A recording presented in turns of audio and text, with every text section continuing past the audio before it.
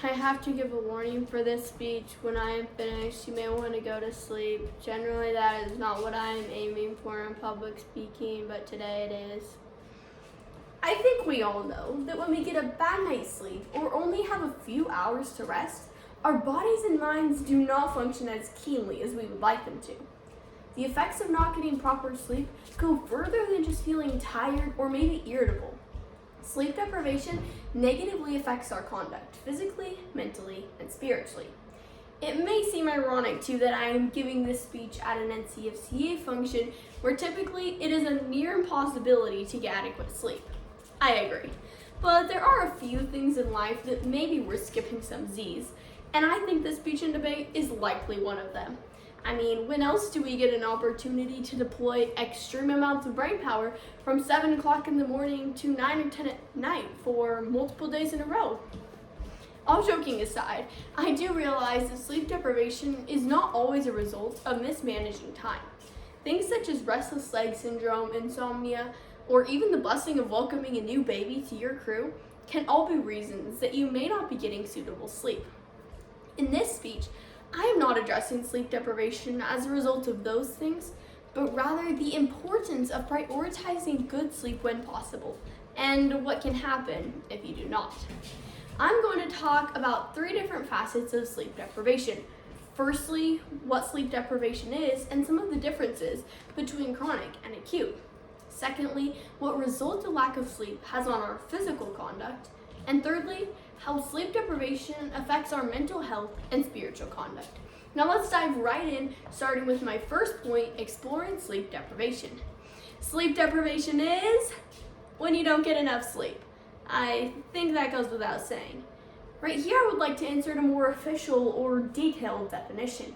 But in searching for this, I looked at several websites, and after a while, learned the simplicity of what this is. The simple definition, however, does not make it something that we can overlook.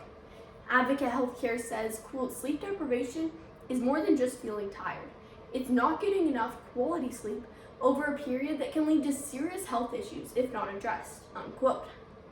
One thing that came as a surprise to me is how many people deal with this.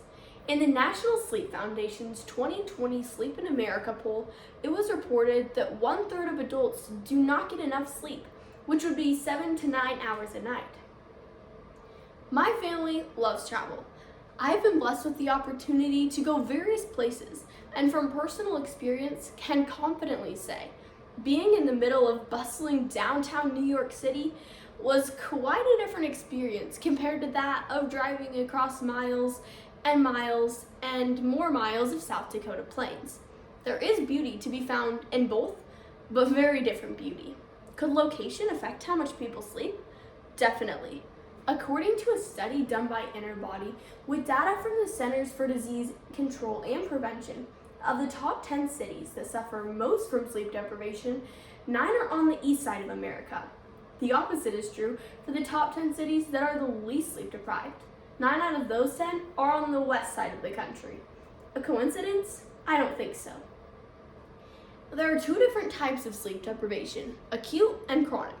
As described by Professor of Psychiatry Chiraya Cirilli, quote, acute sleep deprivation refers to no sleep or a reduction in the usual total sleep time, usually lasting 1 or 2 days. Chronic sleep insufficiency exists when an individual routinely sleeps less than the amount required for optimal functioning, unquote. Missing 1 night of good sleep leads to another, and acute sleep deprivation quickly turns into chronic sleep deprivation. Now, let's explore some of the effects that sleep deprivation has on our physical conduct. It is not hard to believe that when you don't sleep, you don't feel well. I'm not going to go in depth about all of the negative effects that sleep deprivation has on our physical conduct, such as headaches, fatigue, nausea, etc. We would be here for a while if I was. Let's look at 2, starting with weight gain. Sharon Gold, not only is it extremely difficult to lose weight if you are chronically sleep deprived, this can even cause weight gain.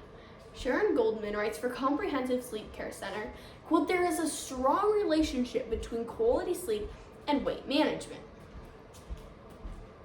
The amount of sleep you get can have a significant impact on your weight and metabolism. If you're trying to lose weight, the amount of sleep you get can be just as important as diet and exercise. Studies show that people with a short sleep duration tend to weigh significantly more than those who get adequate quality sleep, unquote. The last physical disadvantage of sleep deprivation that we'll be discussing is a weakened immune system. I'm going to guess that you do not like to get sick. In fact, I cannot think of anyone that does. It is just not fun. The chance of getting sick, however, is increased when there is a lack of sleep. The Mayo Clinic says, quote, sleep deprivation can affect how fast you get better if you do get sick.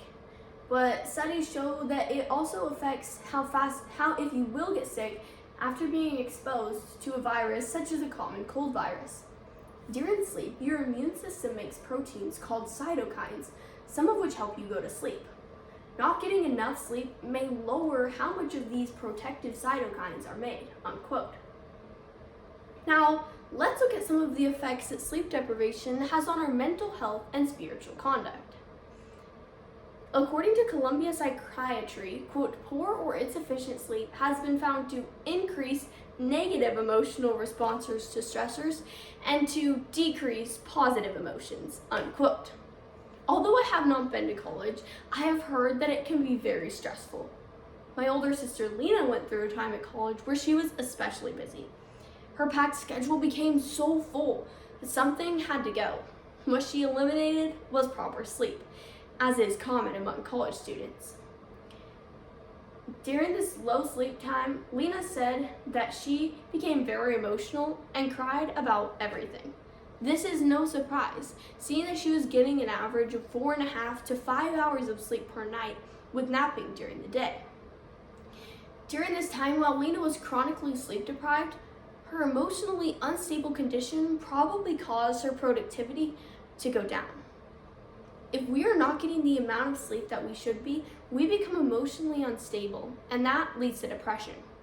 Madad Deb, in an article for Renew Care, says that sleep deprivation and depression are bidirectional.